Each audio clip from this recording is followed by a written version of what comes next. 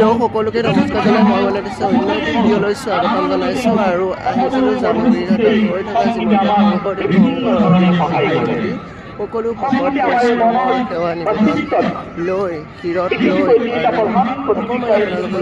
প্ৰেৰণ কৰিলোঁ। কোটি কোটি ভকত বৈষ্ণৱ তেওঁলোকক লগ পাই আজি জীৱনৰ বহুত আনন্দ কৰিলোঁ। আপোনালোকলৈ অকণমান প্ৰেৰণ কৰিলোঁ। গাইজ বহুত দেখাব নোৱাৰিম কাৰণ ইমানেই ডাঙৰ ধৰিব নোৱাৰিম। যিখিনি পাৰিছোঁ তাৰে অকণ উপস্থিতি আপোনালোকলৈ ৰাখি থৈছোঁ।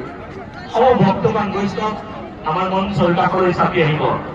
খুব সুন্দৰকৈ আমি বাদ্যযন্ত্ৰ প্ৰয়োগ কৰোঁ। এই বাদ্যযন্ত্ৰৰ পৰিৱেশন শৈলী চাবলৈ সকলোখিনি আমাৰ সমাৱেশ ঘটিব।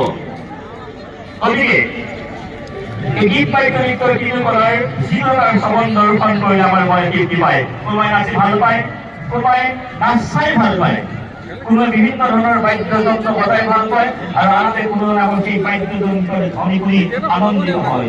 কোনোবাই গীত ভাল পায়, তাৰ বিপৰীতে কোনোবাই গীত হয়তো ভাল নোপোৱা মানুহ হয়তো কোনোৱে নোলাব।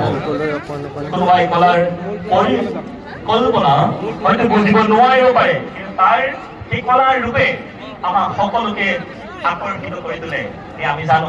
আৰু আকৰ্ষিত আমি কলাৰ প্ৰতি আকৰ্ষিত হৈ আমি কলাৰ প্ৰতি আমি ওচৰ চাপি যাওঁ আৰু এই কলাৰ ৰস আমি পান কৰোঁ। সেয়েহে সঁচাকৈ আচৰিত।